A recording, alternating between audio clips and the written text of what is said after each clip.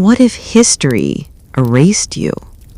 Not loudly, not with fire or thunder, but softly, like dust swept under a mat no one lifts anymore. You wake, not in your bed, no, that's long gone, but on something that pretends to be one. A mattress of straw that offers more hospitality to fleas than it does to you. It creaks under you, though not from comfort, more like protest. Somewhere near your knee, a sharp twig reminds you that nature doesn't care about sleep quality. You blink slowly.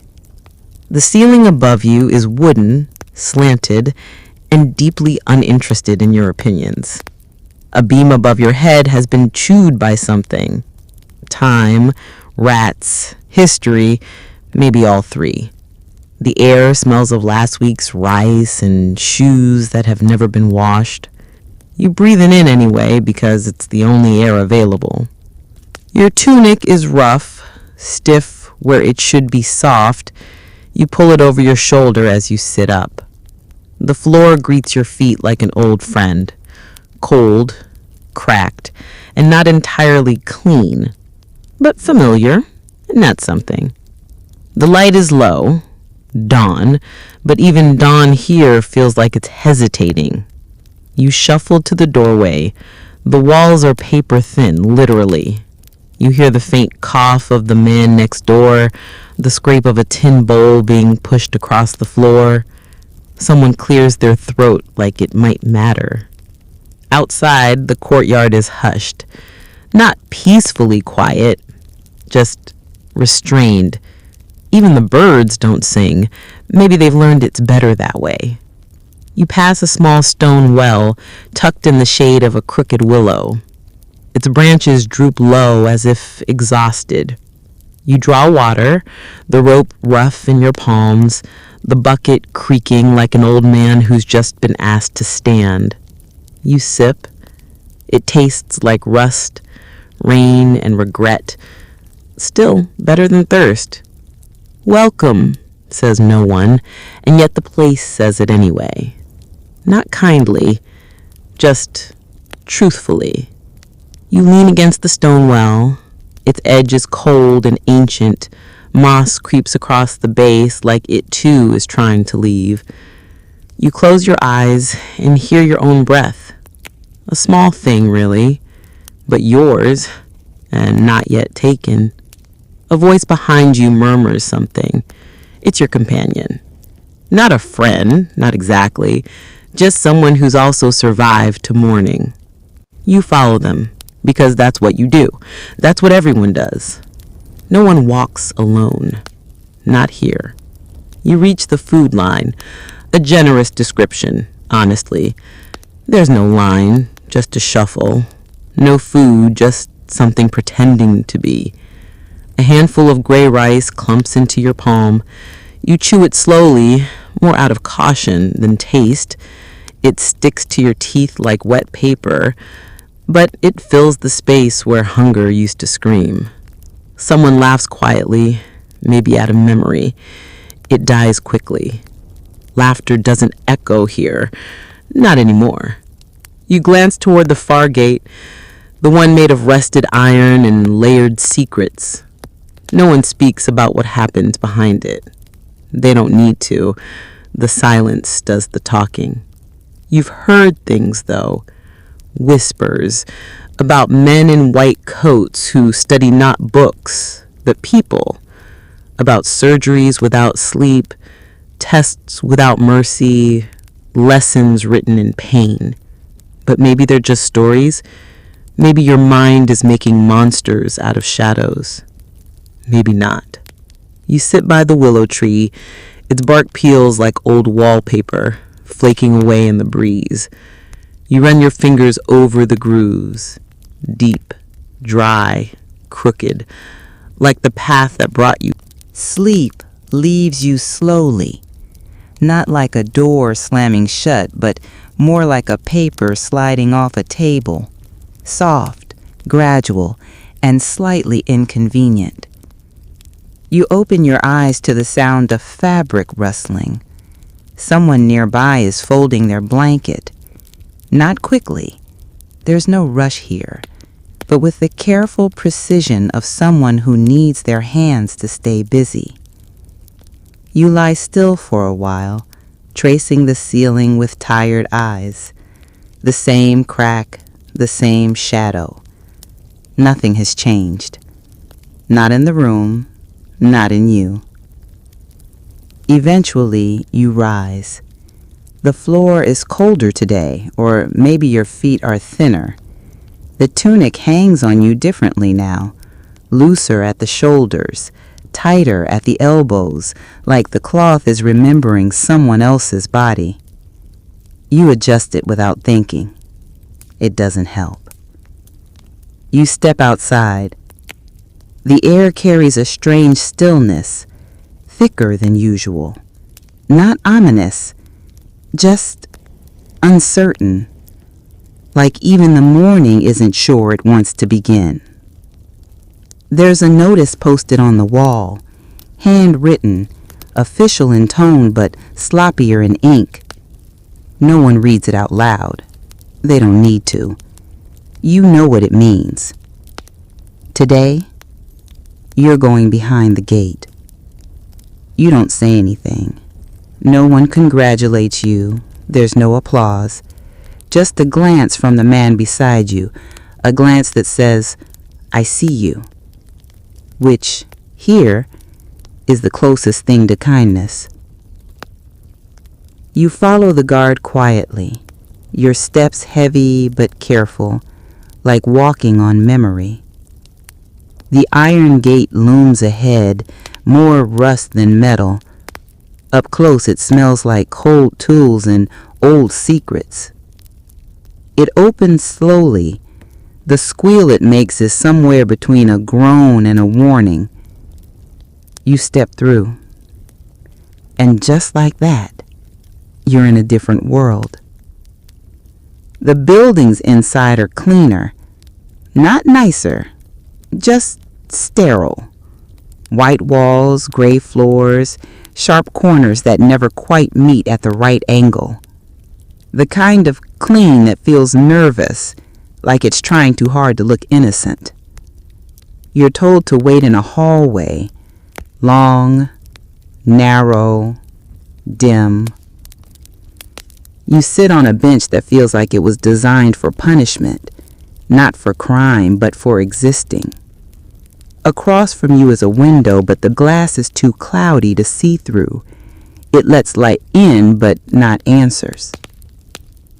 You hear footsteps now, shoes that squeak slightly, not like boots in the yard. These are indoor shoes, scientific shoes, the kind that carry notebooks and forceps. A man walks past you, thin, clean, distant. He doesn't look at you, but he holds a clipboard, so you assume he has some idea of what your insides might be used for. Dry humor, you think, keeps the panic from chewing through your ribs. Time bends oddly here. You aren't sure if you've been waiting for minutes or days. No one tells you what to expect. No one asks you how you're feeling. It's not that they don't care. It's that they've already decided your feelings are unnecessary. Eventually, someone calls your number. You follow them. The room you enter is plain, not comforting, not cruel, just ready. A table, a chair, instruments laid out like silverware. There's a basin of water in the corner and a metal tray beside it. The smell is sharp, alcohol. You sleep deeply this time. Not peacefully, peace is a luxury, but heavily, as though the weight of the day pressed you down and forgot to lift. When you wake, the light has already shifted. It's not morning, not exactly. More like the space between hours. The sun isn't where it should be. It's off to the side, like it too has somewhere else it would rather be. You sit up slowly, Your bones creak in quiet protest, like floorboards in an abandoned house. You wonder if your body remembers how to feel normal, or if it's given up on that idea entirely. There's a cup near your mat. Someone must have left it. The water is warm, slightly cloudy, but you drink it anyway, because that's what you do. Because not drinking would be a kind of luxury, and there's no room for that here. The courtyard is quieter today. Even the air feels more fragile, like if someone speaks too loudly, it might fall apart. You walk to the willow tree and sit beneath it again, the bark pressing against your back in that rough, ancient way. It hasn't moved. Neither have you. Someone joins you. They don't say hello. No one does, but they sit near, just close enough to matter. They whisper. Not about escape, not here. That's a fairy tale no one has energy for. They whisper about a boy who didn't return. Not behind the gate, but from the building beyond the gate, the far one, the one no one looks at directly. You listen not because you want to, but because you can't not. The boy had coughed for days, not a normal cough, a strange one, wet, sharp, rhythmic, like his lungs were trying to send Morse code through his ribs. He'd been taken, not like the others, not for a checkup, for something else, something deeper. They say he was part of a study, a word that should sound harmless, curious, academic, but here it tastes like metal and forgetting. You nod slowly, not because you understand, but because you've seen the look in the whisperer's eyes, that brittle edge between knowing and wishing you didn't. They fall silent. You both stare into the distance. There's nothing to see, really. Just the same walls, same towers, same guards doing the same rounds with the same bored expressions.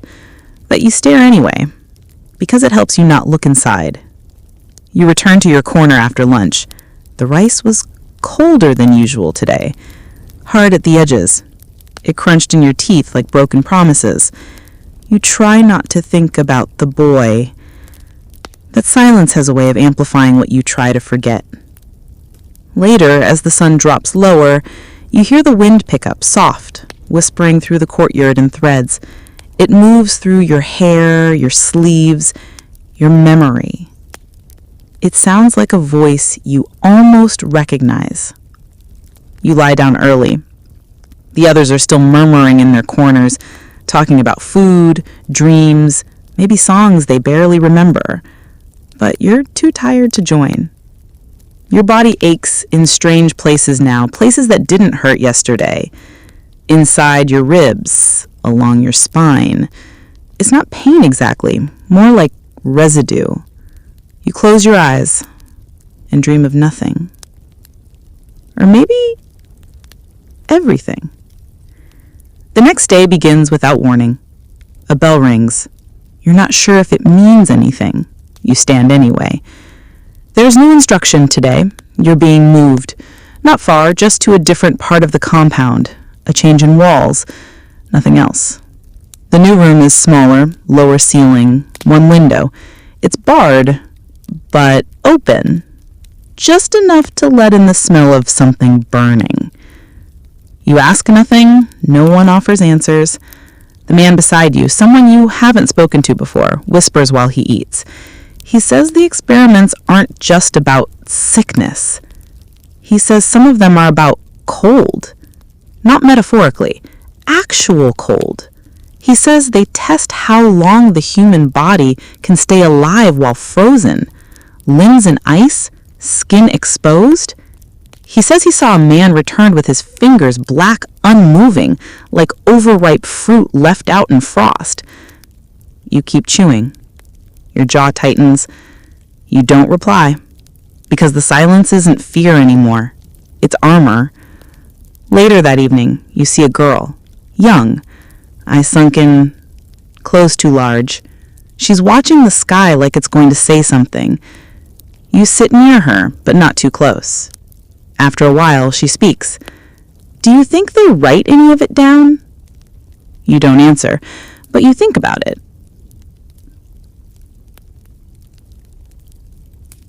What happens here doesn't feel like it's meant for records.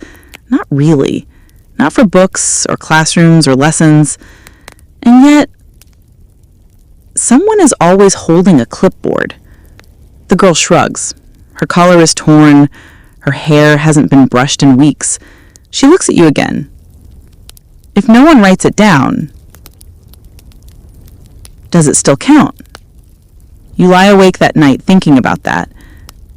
Does pain matter if it's never measured? Does memory fade when there's no name to pin it to? Does history include the erased? You close your eyes and feel the mattress groan beneath you. The willow tree rustles somewhere outside. The sky darkens, the wind whispers like breath through broken glass, and your last thought before sleep is not a question. It's a sentence. I am still here. The next morning is colder. Not by degrees on a chart, just in feeling. The kind of cold that doesn't come from weather, but from the way people move slower, speak less, avoid your eyes a little longer. You wake to the sound of footsteps in water. Someone's spilling a bucket outside. It sloshes against the stone, mixes with the dirt, and becomes mud. Mud that dries on shoes, clings to walls, and remembers what you'd rather forget. Your bones creak when you sit up. Your muscles feel wrong, like they've learned new rules without telling you. But you don't say anything. You don't ask questions. You just stand. That's the rhythm now. You stand, you walk, you eat, you don't ask. Today, someone new arrives. Not a prisoner, not a guard. A doctor. You can tell by the coat.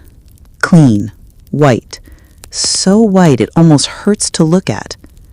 It shines against the gray surroundings like a lie dressed as a compliment. He smiles. That's the worst part.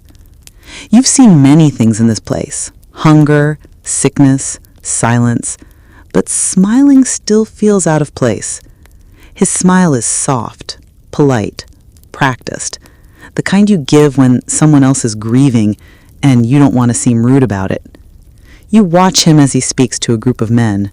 Not loudly, just enough for the clipboard to feel justified. You don't hear the words.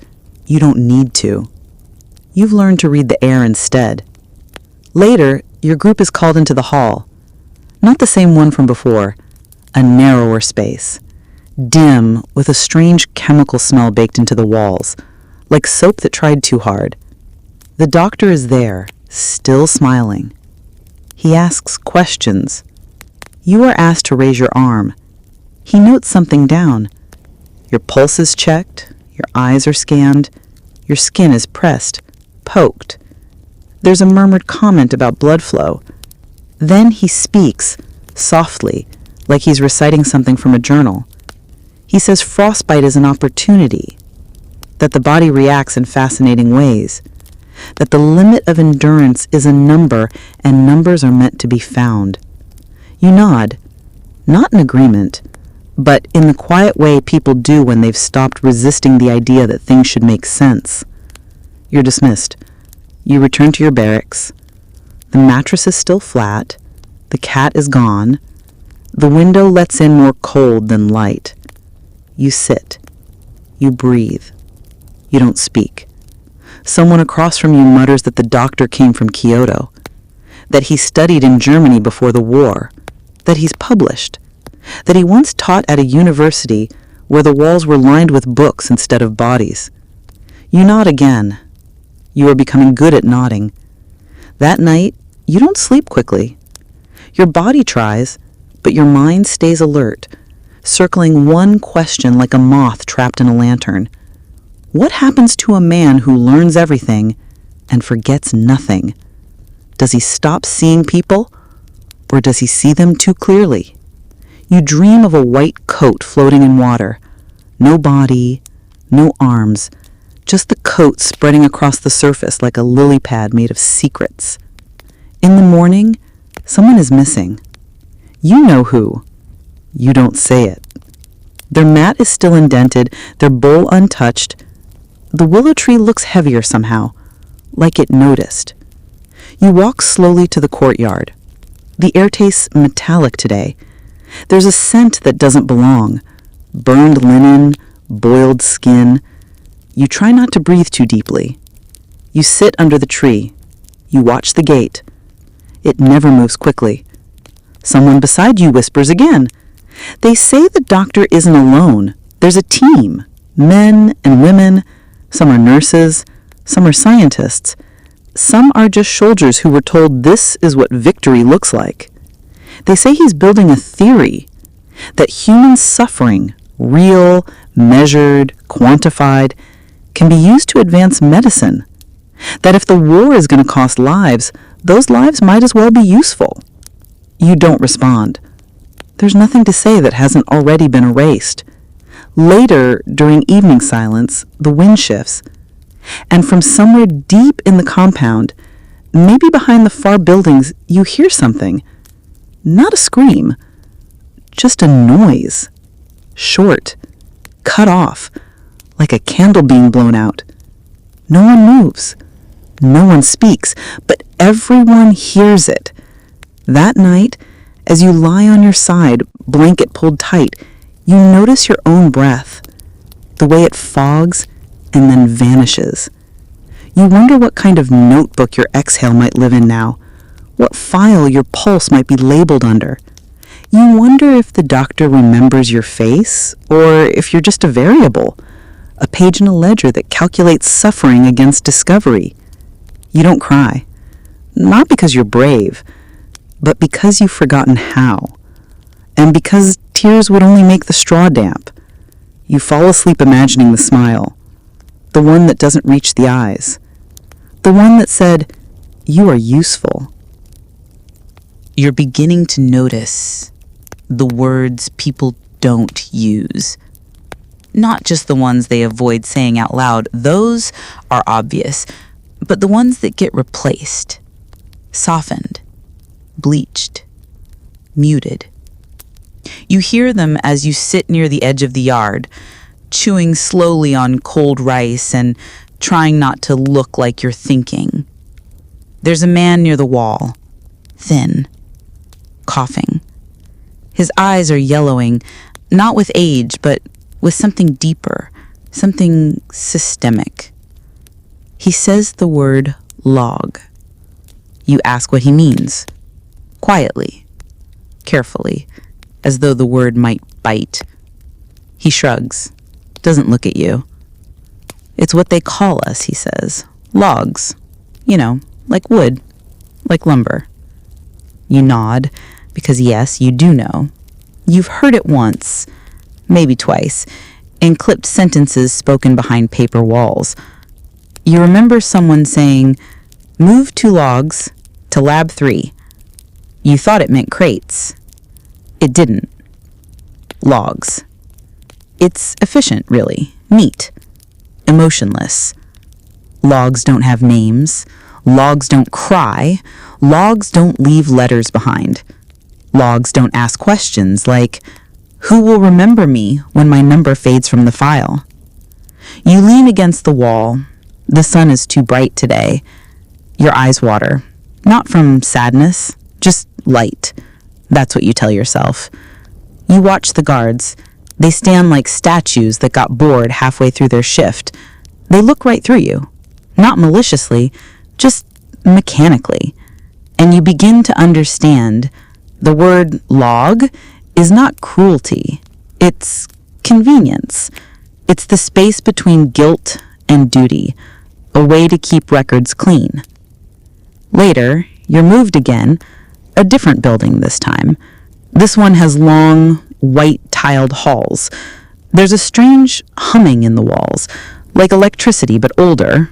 You're told to sit on a bench. It's colder than the last one. You can feel the chill through your skin. Across from you is a metal cart.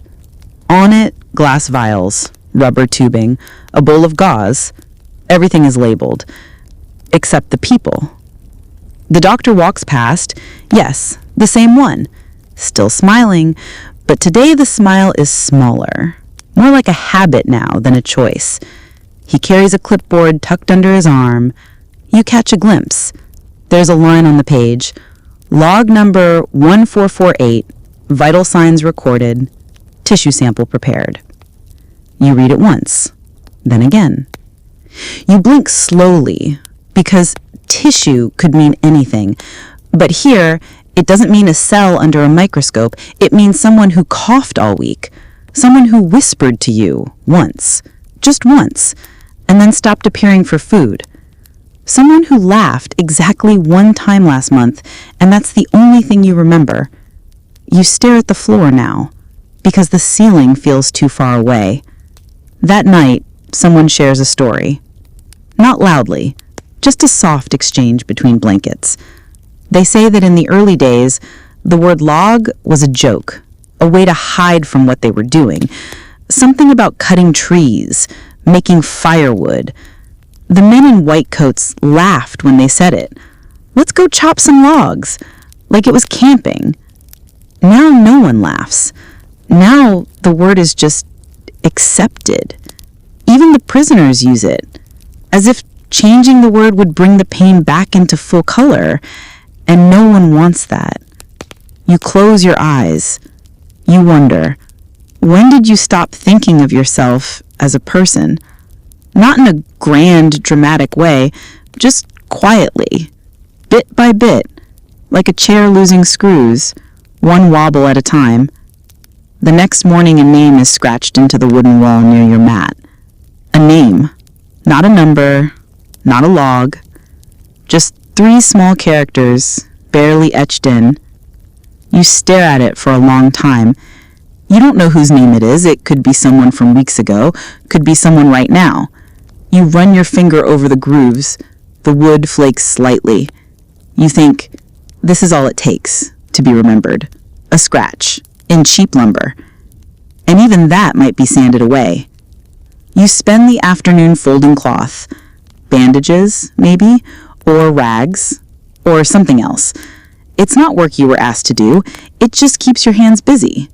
You watch your fingers move, slow and stiff. They still shake slightly from time to time.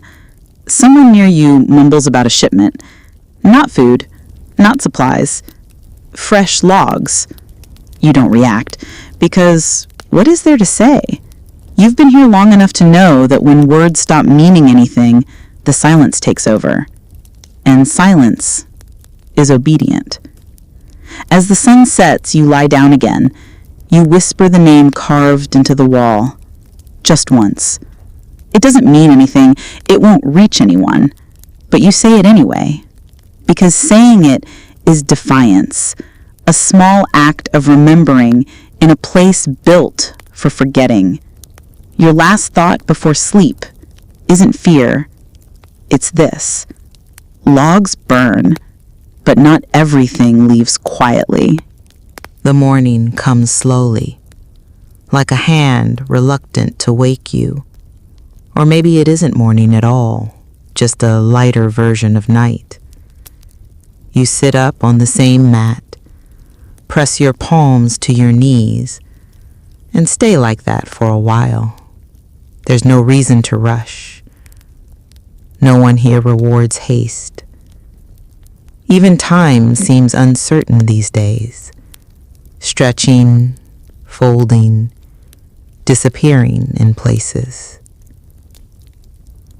Outside, the sky is gray, the color of boiled cloth. You walk through the corridor where the boards creak in the same rhythm every day. A door swings open with its usual complaint. You step into the yard. The willow tree stands where it always has. You touch its bark with your fingertips. The grooves feel deeper now, or maybe your hands are thinner. Someone beside you breathes heavily.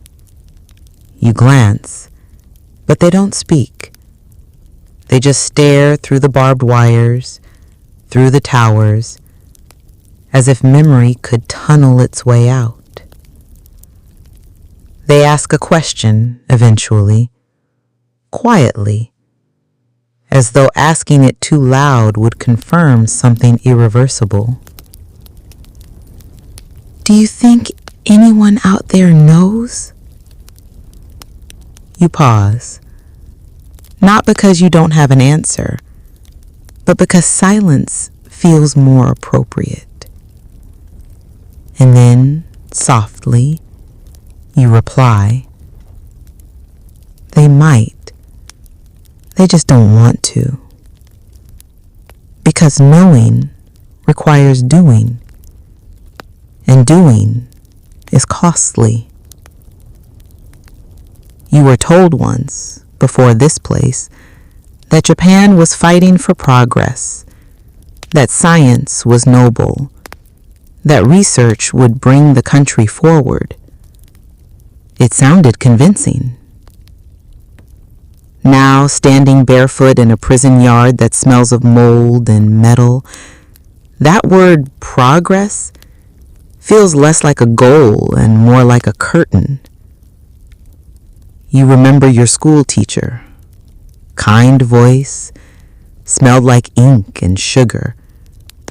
She once said, "The world is watching, always." But she never said what they do after watching. Somewhere beyond these walls, trains run on time. Boats arrive at docks. Rice boils on stoves.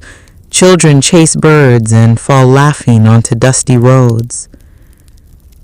Somewhere out there, a man unfolds his newspaper, sips his morning tea, and reads headlines written in clean ink. He flips the page.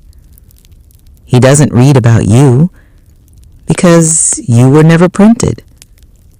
Because the words medical detachment sound better than vivisection.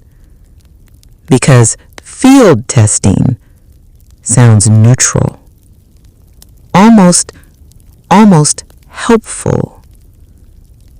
Because controlled exposure hides the truth that no one was controlling the pain. And because names are rarely included. You eat later than usual today. The rice is gritty, undercooked. There's a pebble in yours and you nearly chip a tooth. You chew slower after that, not for fear, but for efficiency. You sit alone this time. A woman beside you, mid-30s maybe, though it's hard to tell, says she used to work in a library, back before this, back when her fingers touched pages instead of splinters. She says the books were dusty, but beautiful. She says truth was heavier in paper than in people. You believe her. And you wonder what kind of shelf your story would sit on if it ever made it into print. Would it be under science or under secrets? Later, you're taken to a different part of the compound. No explanation. You walk with the others, slowly, in single file. The gravel shifts beneath your feet with each step. Someone coughs behind you, a dry, rattling sound that doesn't belong to the living or the dead. You enter a narrow room with a low ceiling. The windows are shuttered, not nailed shut, just discouraged from opening.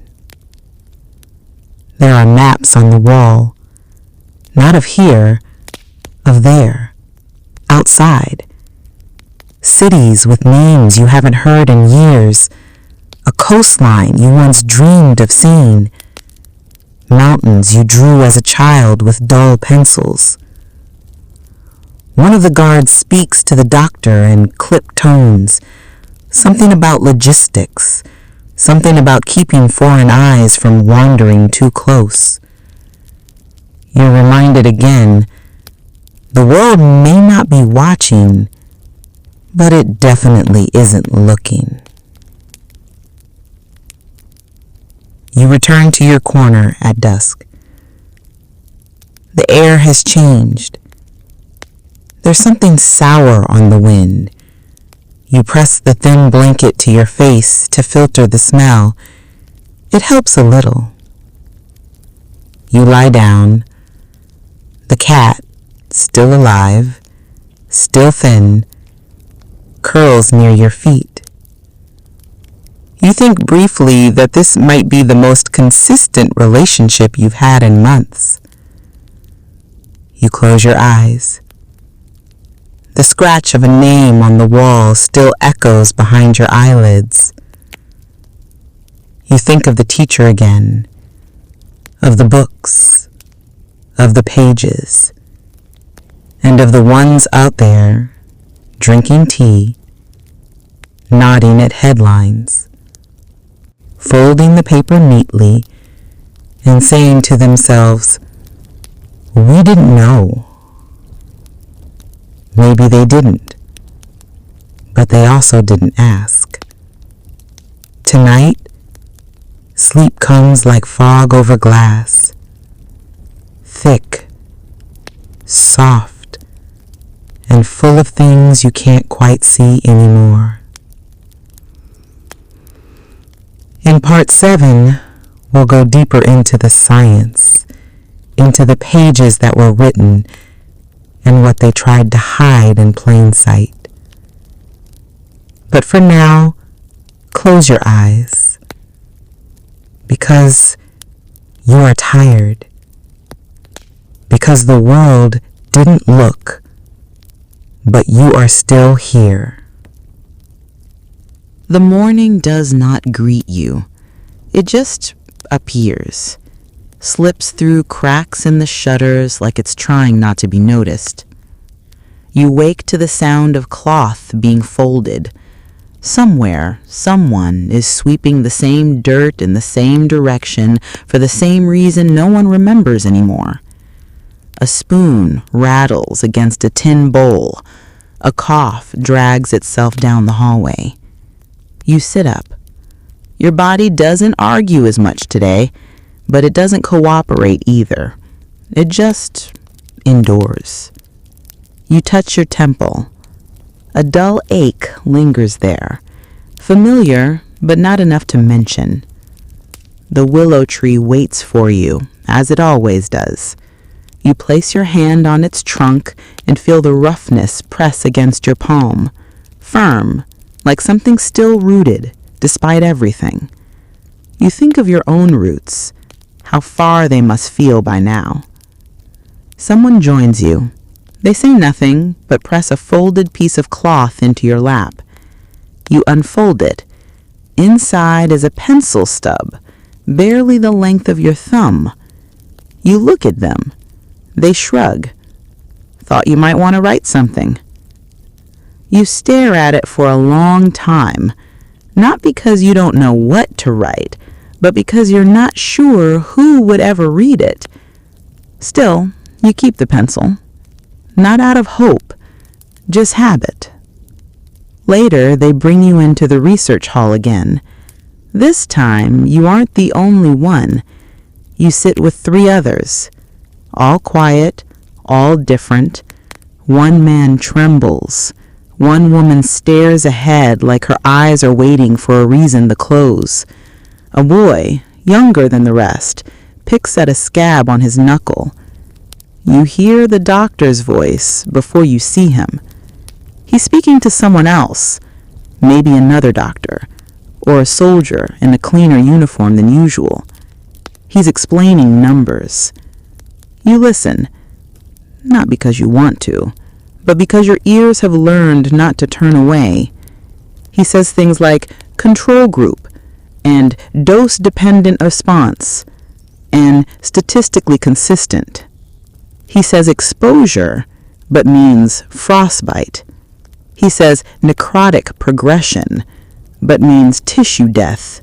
He says subject mortality, but means someone's lungs filled with fluid and no one came. You're led to a separate room, small, cold, clinical. There's a chart on the wall. You read it slowly. One axis shows temperature, the other shows time to shut down. You don't know what shut down means exactly, but the rest of the words around it tell you enough. The man beside you is asked to remove his shirt. He hesitates. The doctor smiles again, not kindly, just as a formality. You are not asked to help. You are not asked to leave. You are simply there, part of the experiment, or the silence, maybe both. Back in the barracks, no one speaks for hours. You stare at your hands. They are trembling again, but only slightly. You imagine what the graph would say about your heartbeat right now, what line would represent your body's refusal to die on schedule. Would they note the twitch in your finger? Would they chart your hesitation to breathe? Would they file your silence under behavioral compliance? The others lie on their mats. No one asks what happened today, because everyone already knows. That night, you use the pencil. You don't write a letter or a name. You just draw a small circle on the wall near your bed. It's uneven, smudged, faint. But it's something not in their records, something they won't measure. A small refusal to be converted into data. Before sleep, you hear a voice outside. It's not clear, but you think they say something like, "They're recording everything." Then silence. Then a softer voice, but not what matters. You lie down. You pull the thin blanket over your shoulder. You count the seconds between each one. It keeps you anchored. You feel the pencil in your pocket. And you sleep knowing you drew something they'll never include in their charts. Not a number, not a note, just presence. A mark that says, I was not a subject, I was a person. You wake slowly, not from sleep exactly, but from stillness, the kind that settles into the body like fog, quiet, heavy, shapeless.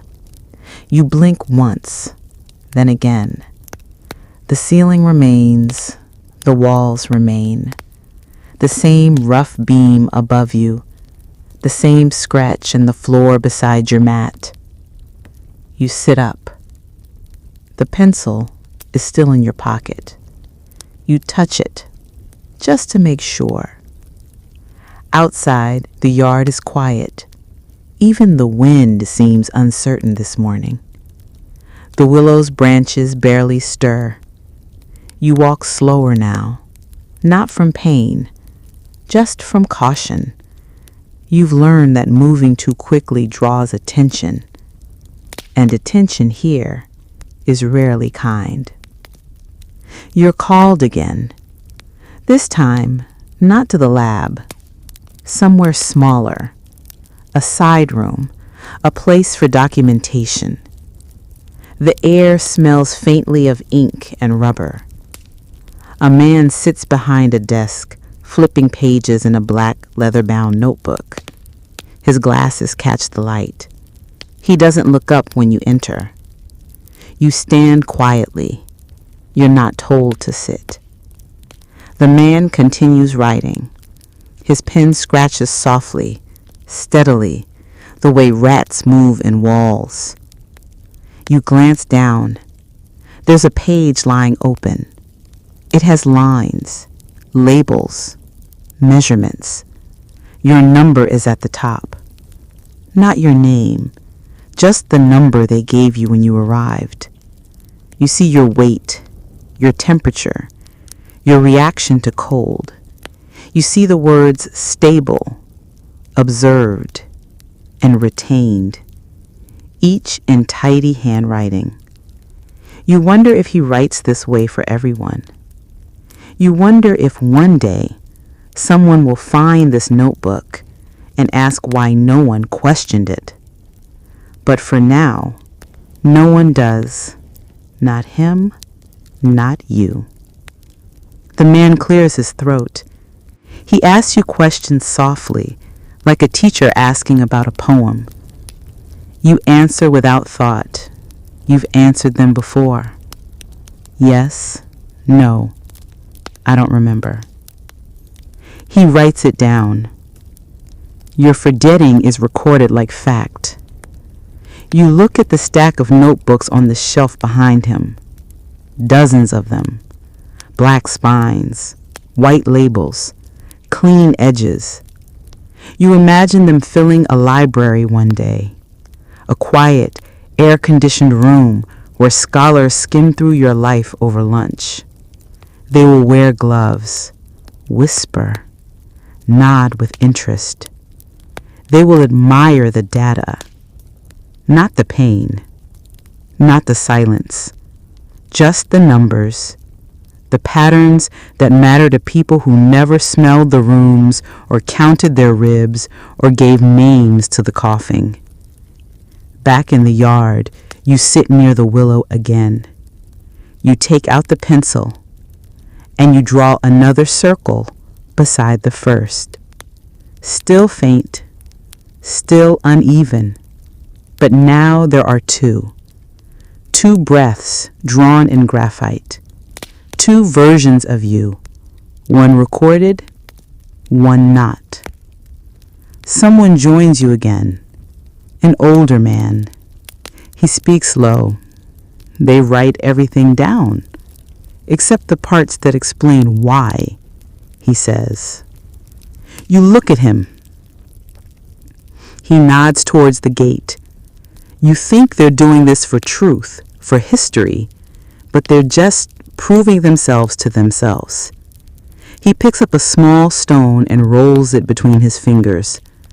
They don't want to understand us, just to use us until we prove something they already decided was true. You nod slowly. He leaves the stone beside you, then walks away. You don't move for a long time.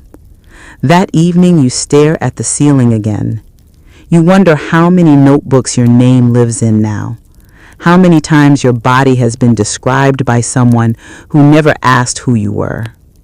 You imagine shelves filled with the lives of people who never got to say goodbye, who never wrote their own story.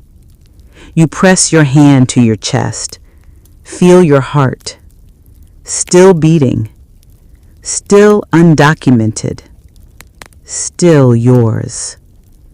You sleep with the pencil under your hand and dream of a page with no numbers, only names, written softly, one after another, in no order and in no hurry. You wake before the light, not from a sound, not from pain, just from something quieter, a feeling. Like your body knew morning was coming and wanted to prepare, but didn't quite know how. You sit up. The others are still asleep, curled beneath blankets that are more memory than material now.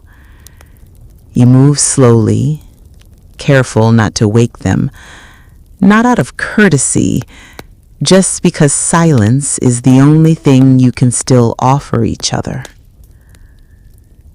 You step outside. The air is sharp, damp, the kind of cold that clings, not cuts. You breathe it in. It tastes like smoke and ink. You're taken back to the documentation hall. Again, a clipboard. Again, your pulse. Again, the same detached hands pressing into your side, your neck, your silence. But today, something is different. A younger man stands behind the desk. His coat is too big. His hands tremble when he writes. You watch him as he glances at you, not for long, just enough. Enough to register your face, not your symptoms, not your number, just your face. It happens quickly. A flicker, like a match struck in fog. Then he looks down again and keeps writing.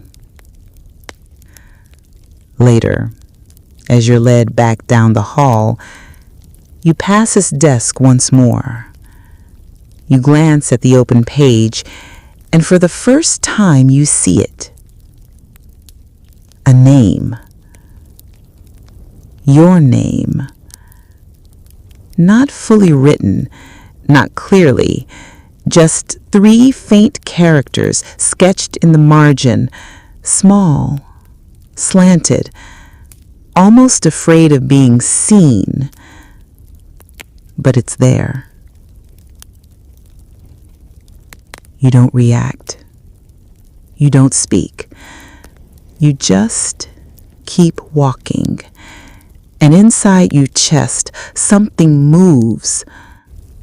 Not hope, just movement. That evening, you sit near the willow again. The cat returns, thin, limping. It curls aside your foot like a question that doesn't need answering. You draw a 3rd circle on the wall. Smaller than the others, slightly tilted. You don't know what it means yet, but it means something. Someone tells you, softly, that there are rumors, not of escape, not of rescue. No one believes in those anymore, but of doctors, young ones, new ones, who've begun asking questions. Too quietly to be punished, but too often to go unnoticed. One was transferred, another disappeared.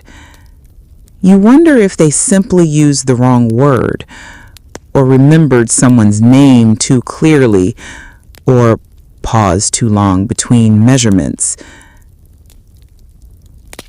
You fall asleep that night, thinking of the clipboard, the trembling hands, the faint name in the corner of the page. You wonder if the man is still writing, if he'll try again, if he'll remember your face tomorrow. You wonder what it costs to hesitate in a place built entirely on momentum. You wonder how long hesitation can last before someone notices. Sleep comes like water this time. Soft, slow, surrounding everything. You let it carry you, and you drift knowing somewhere, just once, someone wrote you down not as a number, but as a person, even if only for a moment. The morning arrives, as if it's unsure it should. You open your eyes to the sound of something being carried. A wooden crate, dragged slowly across stone. You stay still for a moment, listening. There are no voices, just the sound of effort, of quiet labor, and the occasional grunt from a guard who sounds far too awake for this early. You sit up. The mat beneath you is still warm, but only faintly, like it remembers sleep, but not comfort. You stand. Your muscles argue less now, not because they're stronger, just more resigned. You step outside. The air is heavy with damp wood and cigarette smoke. Somewhere, someone is burning paper. You catch the scent of it. Familiar, sharp, with that particular bitterness only ink can give off when it turns to ash.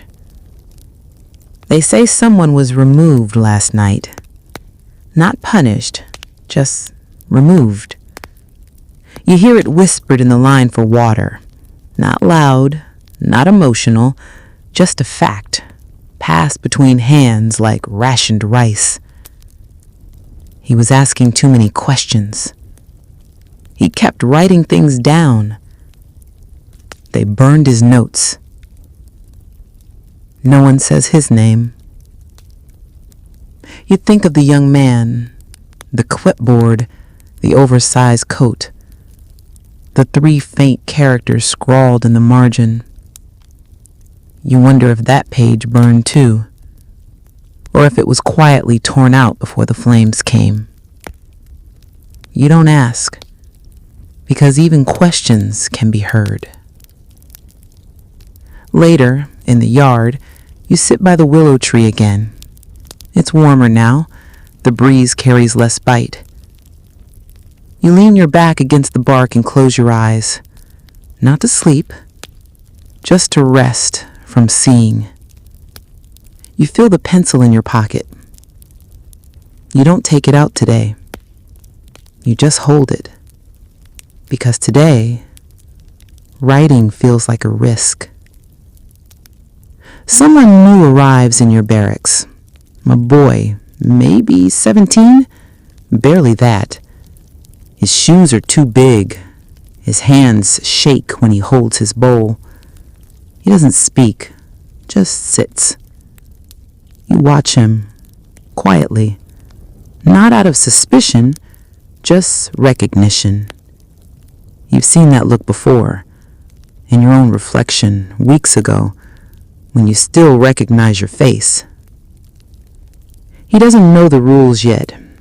He's still trying to understand what's safe, what can be said, what must never be said. You want to tell him something, not advice, just something true. But you say nothing, because truth here is currency, and most of it's counterfeit. That evening, during distribution, the guards argue. It's brief, not violent, just loud enough to ripple through the silence. One of them says a name, an actual name. You turn toward the sound before you catch yourself, too quickly. The man beside you notices. You knew him? You pause, then nod, barely. It's not confirmation. It's memory, softened by distance. The guard moves on, the argument dies, but the name stays with you. And for the first time in weeks, you remember someone's voice, not as sound, but as warmth. That night, you draw another mark on the wall. Not a circle this time, just a line, straight, thin, quiet. A boundary. Maybe a beginning. You don't know yet. You close your eyes with the pencil still in your hand and think, there's a cost to remembering, but forgetting costs more. The hallway is longer than you remember. Maybe because the air is heavier, or maybe because you know where it leads this time. You walk slowly, not because they told you to, just because the floor demands it, polished, hard, echoing in a way that makes every step feel like too much. You pass through a narrow door, not a lab, not a cell. This is different. This is a room meant for thinking, for planning, The chairs are nicer. The table is wide, smooth. Not quite clean, but definitely cared for. And the walls are lined with maps. Not the kind with borders or names, just grids, coordinates, dots. Each dot is labeled with a number, sometimes a code, sometimes a time. No names, never names. You're told to stand at the edge, quiet, observing. That's all. That's enough. The men in the room are dressed better, still military, still stiff, but their sleeves are cleaner, their voices quieter. They speak in full sentences. Some hold pens, others hold teacups. They're discussing trials, trial series 12A through 17C. You hear phrases drift across the table like the smell of disinfectant, thermal thresholds, virological load ratios, survivability within hypoxic conditions. You don't know all the words, but your body has lived their meanings. One man mentions the Manchurian winter data. Another corrects him, field-derived data. The room nods. They prefer the phrase. It sounds less violent, more academic. On the far side of the table, a young officer unrolls a chart. It's hand-drawn. Tidy. Too tidy. You glance at it from where you stand. You see lines moving upward, sharp drops, circles connected to crosses. There's a note in the corner. Group B expired at 7 degrees Celsius. No one flinches. No one asks why.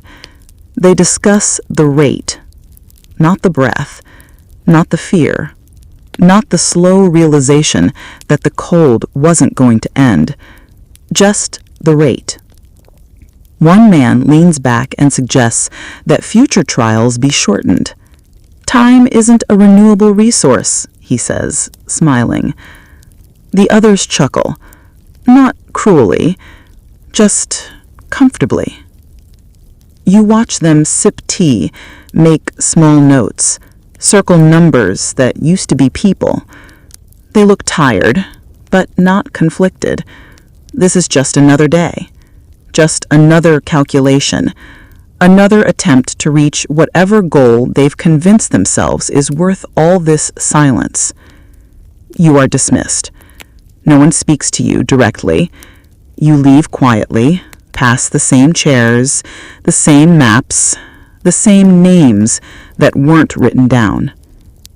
Back through the long hallway, back into the colder part of the compound. In the courtyard, the willow is shifting in the wind again. You sit beneath it, rubbing your thumb over the pencil in your pocket, your fingers smudged from holding it too tightly. You take it out, and this time you don't draw a circle or a line. You draw a dot, just one, tiny, alone, and then you label it, me.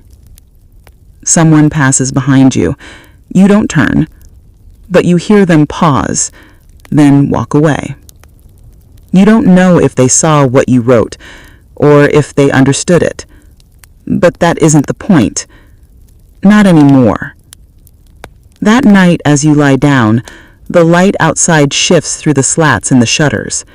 The shadow moves slowly across the floor, long, deliberate, the way guilt walks through quiet rooms. You think about the men around the table, the notebooks, the dots, the ones who never flinched.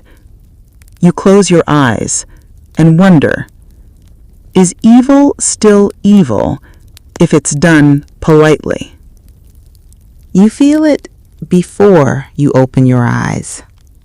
The cold, not a breeze, not a chill. Something deeper. The kind of cold that moves into your bones and unpacks its belongings. You curl your finger slowly, or try to. They don't answer right away. It takes a moment, then another. Eventually, sensation returns. A dull ache, like your body is waking up from something it didn't agree to. You sit up. Your blanket is thin, useless now. You press it to your legs anyway. It's something. The cat is gone this morning. Even the willow looks brittle. You're led into one of the side buildings, not the usual lab. This one's quieter, narrower. You walk past a steel sink, a wall of numbered trays, and a row of frosted windows that don't open. The air smells like wet fabric and chemicals that gave up being sterile long ago. There's a table. You're told to sit. You do. A doctor enters, not one you've seen before. He doesn't look at you. He looks at your hands, takes one, gently. He studies your fingernails, then presses your fingertips against a small tray filled with crushed ice. You flinch. He doesn't. He checks a stopwatch, makes a note. Then he waits. You're not told to keep still, but you do anyway. Because movement isn't safety here, it's data. Minutes pass. Your hand begins to lose sensation. You don't panic. You've learned not to. Panic is fuel, and you can't afford to burn anything else. Eventually, he removes your hand from the tray. He presses a tool against the skin. No reaction. He scribbles something, nods once. You're dismissed. No explanation, no word of thanks, just the echo of your steps as you walk back into air that somehow feels warmer now, but only by comparison. Later, you see a boy in the courtyard, young, maybe 15, maybe less. He holds his hands close to his chest. They're red, angry red, cracked at the edges. He tries to hide them when he sees you watching. You don't say anything. You just nod. He nods back. That's how conversation works now. No words, just acknowledgement, recognition, proof that you're both still here, even if your fingers don't work like they used to. That evening, you return to your wall. You sit under the willow, take out your pencil, and you draw 5 small marks, one for each finger. You shade them gently. One looks darker than the others. That's the one you couldn't feel. You stare at it for a long time, not because it hurts, but because you're afraid that one day you won't notice if it goes missing. Someone sits beside you. You don't know their name. They don't ask for yours. They just say, "They tested gas on me." You look at them. Their voice is dry, like it hasn't been used in a while. They continue, "It wasn't even meant to kill, just to see what my lungs would do." They cough once, quietly, not for attention, just because that's what lungs do now. You nod. They don't say anything else. They don't need to. You sit there a while longer. Neither of you speaks. Neither of you writes. But something is still recorded. You're not sure when breathing became something you had to think about. It used to be automatic, effortless, something your body did while you were busy with other things, walking, eating, speaking, dreaming. Now it feels like an assignment. Inhale, pause, exhale, repeat. You count your breaths sometimes, not to calm yourself, just to make sure they're still happening. You lose count often. That's when you start again. Today, you're taken to a different room. Again, they keep changing the rooms as if the walls might alter the outcome. This one is cleaner, not brighter, just whiter, like it's pretending to be safe. There's a chamber in the center, a glass box, metal framed, with tubes on every side. You're told to sit inside. You do. The door closes with a soft hiss, then silence. Not complete silence, no, that's never allowed, but close. You can still hear the hum of machines, the shifting of your own thoughts. Your breath becomes the loudest thing in the room. The air changes, slowly at first. Not colder, not hotter, just thicker, like someone added something to it. You try not to react, but your chest feels tighter. You inhale again, slower. It's harder now. Still possible, just harder. Your lungs begin to ache, not from absence, but from uncertainty. They don't understand this air, and neither do you. Outside the glass, two men observe. One writes, one doesn't. The one who writes glances at a dial, then makes a note. The one who doesn't watches your face, like he's waiting for something. You don't give it to him. Not yet. Time becomes unclear, not because you're confused, but because confusion takes energy you'd rather use for breathing. At some point, the air shifts again. The tightness fades. Your lungs expand with relief, and even that is measured. They open the chamber. You're handed a cloth to wipe your face. No words, just gesture. As you walk out, you glance at the clipboard. It's already being turned over, filed. Your breath, your panic, reduced to 5 lines of figures. Temperature, volume, duration, heart rate, response. No mention of you, just your air. Back in the yard, you lean against the willow. You close your eyes and just breathe. In, out, in, out. The cat reappears, brushing your ankle like it never left. You don't move. Your ribs still feel like they're trying to remember their shape. Later, you mark your wall again. This time, you don't draw. You write a word. Just one. Oxygen. Not as science, not as survival, just as something you'd forgotten could be stolen so gently. You lie down early, still feeling the air in your chest, altered, unfamiliar, but yours again. For now, you curl around it like a fragile warmth, and sleep arrives slow and shallow, like a breath held too long. The morning arrives in pieces, not a full sunrise, just pale light pressing through old paper windows. You wake with a film of sweat on your skin. Your throat feels dry, not from thirst, but from something you can't explain. Something that moved through your sleep without asking permission. You sit up slowly.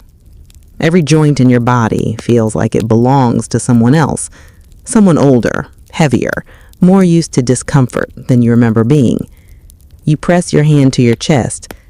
Your heartbeat is slower today. Steady, but sluggish, like your body is keeping a secret. You're taken to a different wing. The building is cooler here. Airless. You notice it first by the sound. It's quieter, but not peaceful. More like a library where no one's allowed to leave.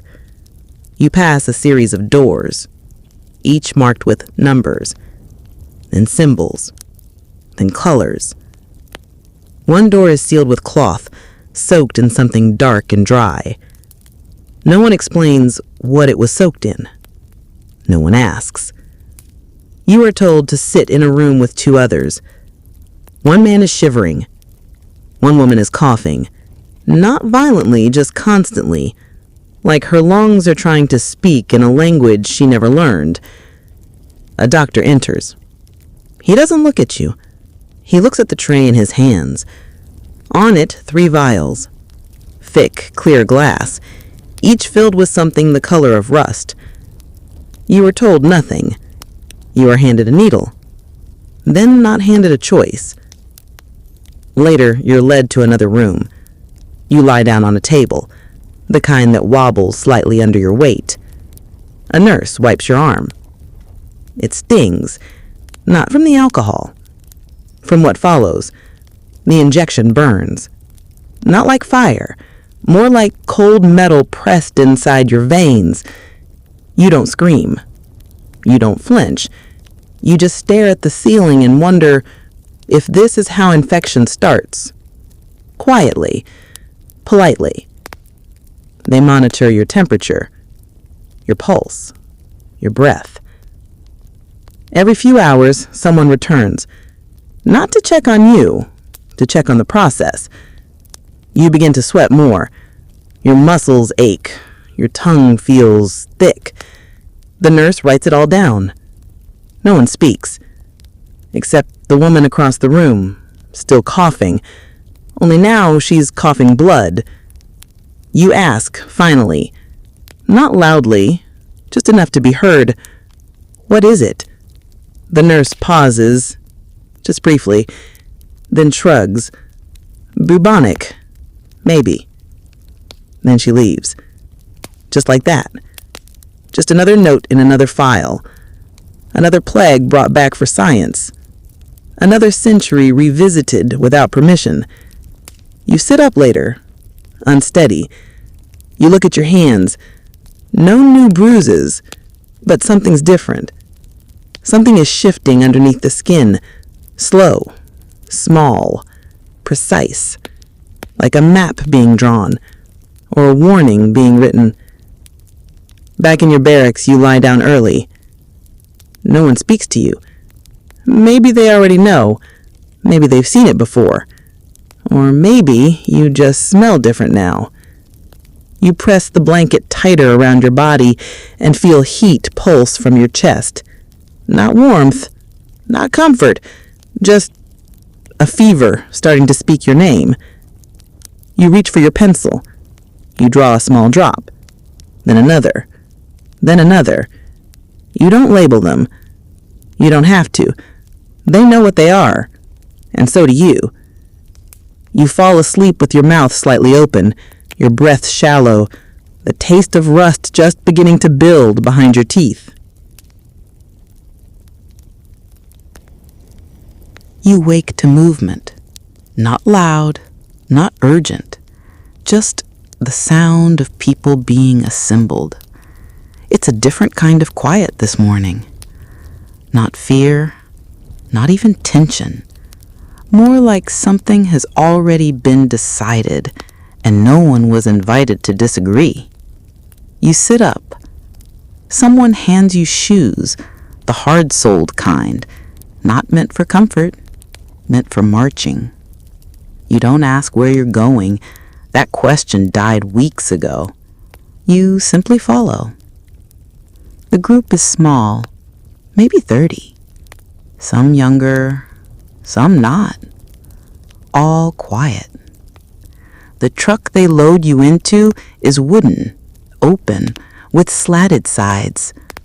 There are no windows, just wind. The engine rumbles to life and the road becomes your lullaby. You hold on to the rail as the air grows colder. Dust rises in soft clouds behind you, as if the world itself is trying to blur what's happening. When the truck stops, you're somewhere open, wide land, Flat, empty, but not forgotten. There are structures in the distance, low, gray, distant, and beyond them, barrels, hundreds, lined in grids, metal, closed, each marked with symbols, not words, not warnings, just codes, the kind that only means something to the people who made them. You're told to stand in a pattern. Spread out. Face forward. Then wait. A siren sounds once, then silence again. You feel the wind change. It brushes across your face like a hand that doesn't care what it touches. And then, without drama or noise, the barrels release. Not with fire, not with sound, just a hiss, a low collective sigh of poison waking up.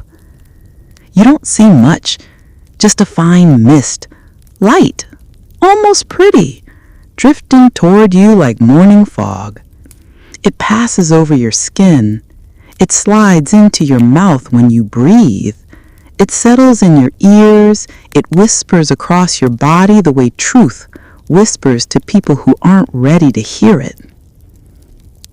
No one moves because they were told not to, because panic is not part of the protocol, because someone behind a clipboard is watching and data demands stillness.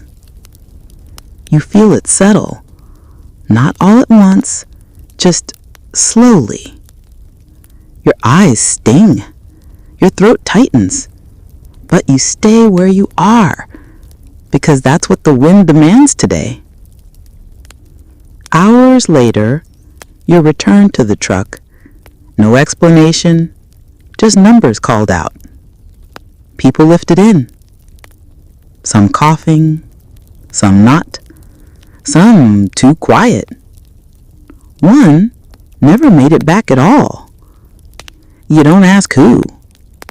You already know. Back in your quarters, you're handed a bowl of water. You rinse your mouth. You spit. It tastes like dust and something else. Something metal. You don't know if the wind is still inside you, but it feels like it is, hiding in the back of your lungs, waiting. That night, you lie still for a long time, too tired to move, too heavy to sleep. You think about wind, how it's always been a messenger, how it never asks permission before it carries things, smoke, spores, sorrow. And today, you reach for your pencil. Your fingers are shaking again. You manage a small sketch, just a curved line, then a second. Together, they look like movement. Nothing more. But you know what they are. Wind, passing, taking, leaving nothing written behind. You wake in stages now, not all at once. First the breath, then the sound, then the slow process of remembering where you are and why it still matters. Your heartbeat is strange this morning, slower than usual, or maybe just louder. You can hear it faintly in your ears, that soft, repetitive reminder that something inside you is still working, even if it's tired of trying. You sit up. The others are already gone, or maybe not returned, or maybe just quieter than usual. It's hard to know the difference anymore.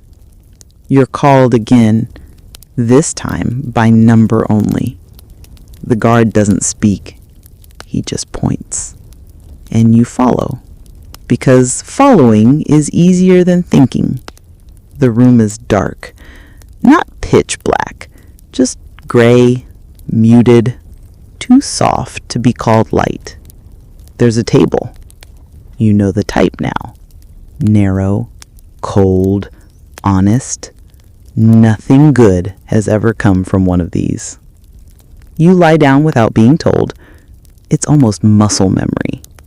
You stare at the ceiling, which has a single light, flickering slightly as if it's hesitating. Then they come in, 2 doctors, a nurse. None of them look at you. You aren't part of the room, just part of the equipment. They place sensors on your chest, wires, tape, a long needle into the vein in your arm, not deep enough to sedate, but just enough to collect. You feel your pulse rise. They notice. One of them says, "Normal response," and writes it down. Then they begin the test. It's not pain, not exactly. It's pressure. A slow, deliberate tightening around the chest, like a belt you didn't ask for, slowly closing. They monitor your heart, not for rhythm, but for failure. They're trying to find the threshold, not for life, but for silence. When the heart gives up, when it stops protesting, when it learns the shape of surrender. They increase the pressure. You breathe harder now, not by choice, just to stay upright. You stare at the light. It's still flickering. You wonder if it knows what it's illuminating. Then they release it. All of it. Quickly. Your chest expands too fast. You cough. They record that too. One of them nods. Strain noted. Recovery incomplete. The words sting more than the pressure. Not because they're cruel, but because they're true. They leave the room without speaking to you.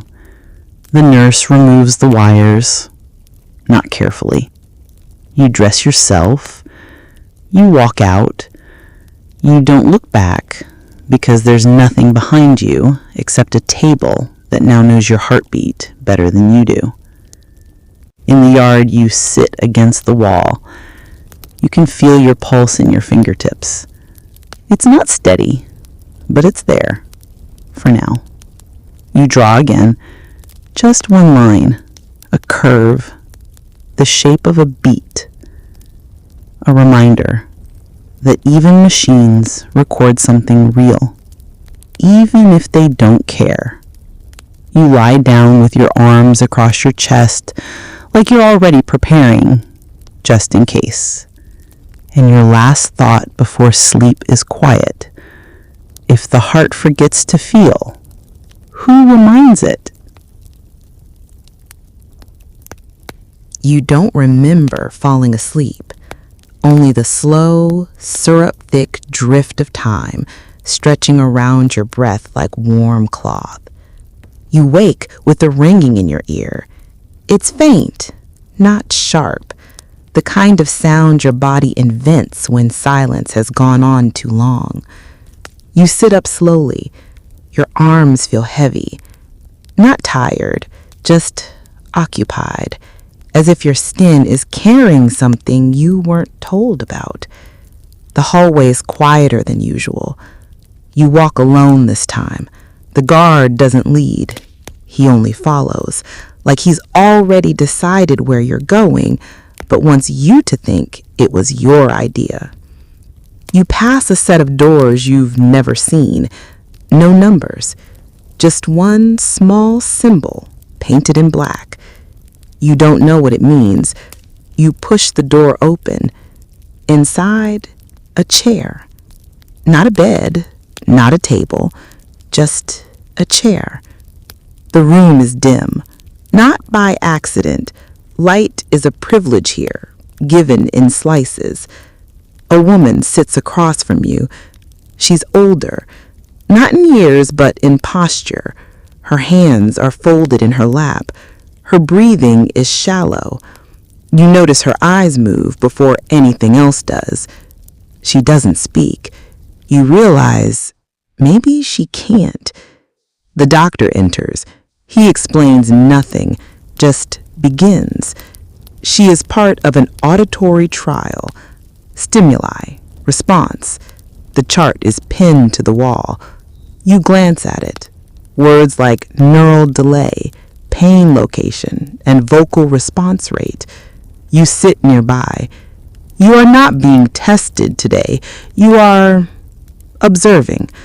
Or maybe they just wanted someone to see it. They begin with sound.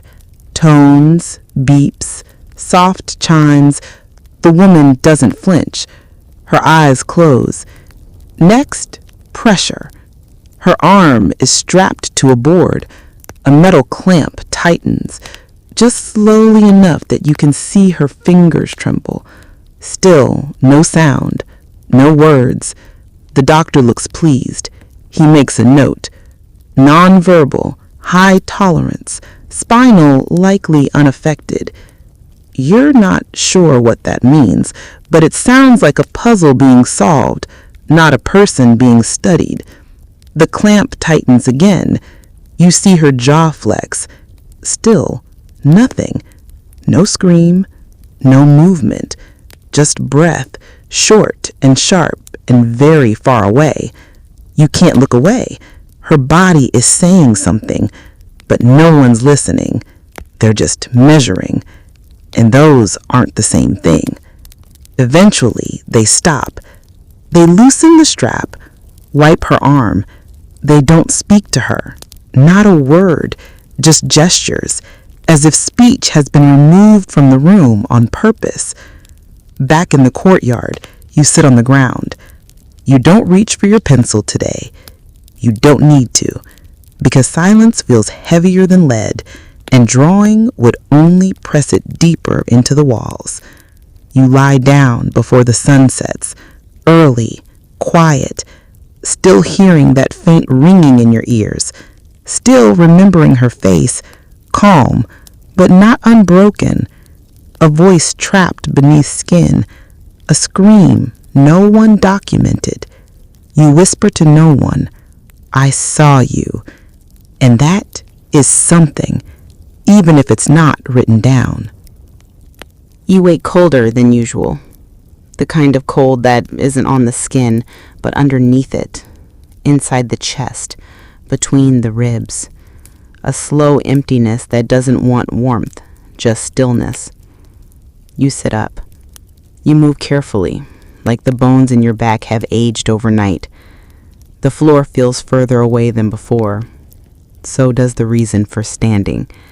But you do it anyway, because breath means action, and action means they still expect something from you. You're taken alone. No clipboard, no explanation, just one hallway, one turn, and a door you haven't seen before. It's heavy. You're asked to step inside. You do, because there's no reason not to anymore. The room is too clean, unnaturally so. You've spent months around blood, smoke, rust, damp stone. This room feels sanitized. Not because it cares about hygiene, but because someone wanted it to look like they did. There's a table. You know what kind. There's always a table. But this one has straps. Not many, just enough. You lie down. No one tells you to. The air tells you. The way it holds itself, tight, like a breath being kept for too long. The doctor enters. Older. Worn. His face doesn't register anything when he looks at you. Not dislike, not curiosity, not even routine. Just the absence of meaning. You are not a person in this room. You are a process. He checks a chart. He mumbles a sequence. 2 nurses respond. The straps go over your arms, your legs, your chest. Not tight, not cruel, just final. You hear the phrase, time of death confirmed by process. Not by heartbeat, not by breath, not by life, but by process. You look at the ceiling. There's a light. You count the flickers. It keeps you from counting anything else. Then it begins. You don't know what the method is. Air, liquid, pressure, all of it, none of it. They don't tell you because you're not supposed to describe it later. Just become it. Your vision narrows, not from panic, just from reality leaving politely. Your fingers twitch, your ears ring again, not sharply, just like the last note of a song no one finishes. Then it stops. Not you, not yet, just the test. They unstrap you. You're breathing, but no one reacts, as if survival wasn't the result they were hoping for. One of them says, post-process viable.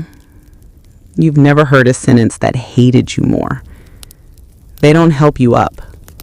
You do it yourself. Because even in this, even in survival, you are still not the point. You walk out. You remember the light overhead, the sound of your pulse, the moment you thought that might have been it. Back in your room, you lie down. The cat's at your feet, still alive, still thin. You envy that. Not the survival, the simplicity. You don't draw tonight. You don't write. You just place your hand over your chest. Feel it beat. Soft. Irregular. But still yours. For now. You don't wake with a start.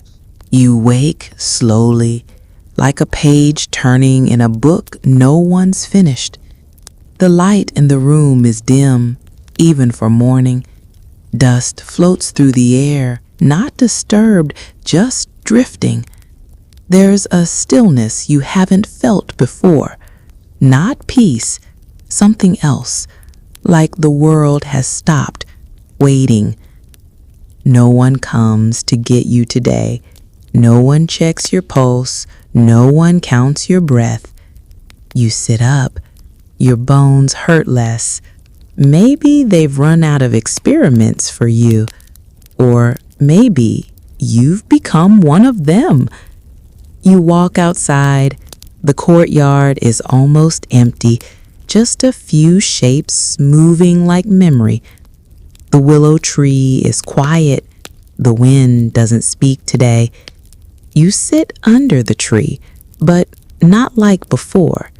Not to hide, not to think, just to be. You pull out the pencil. It's shorter now, just a stub. Still enough. You draw nothing. You write nothing. You just hold it because it's proof that you made marks where no marks were meant to be made. Later, a man walks past. You don't recognize him. He's not in uniform. He carries a camera, a notebook, a map. You watch him take pictures of the courtyard, of the buildings, of the tree. He doesn't look at you. You're not in the frame. You wonder if, someday, this place will be called something else, a facility, a site, a historical footnote. You wonder what the sign will say. You wonder if your name will be on it. You already know the answer. You lie down beneath the tree. The cat curls beside you. It purrs once, then sleeps. You run your fingers through the dirt. It's dry today. You press your palm into it. Leave a print. Faint. shallow, already fading. But it was there. You were here. And then you close your eyes. Not from pain, not from exhaustion, just because. It's time. And in the quiet that follows, only one question remains, the one that echoes longer than silence. If they erase your name, your story, your breath, did you still live? You did. You do. Right here. Spoken softly. Remembered quietly. By someone listening even now. Sleep. You made it to the end. You're still here. And you were never just a number. Good night.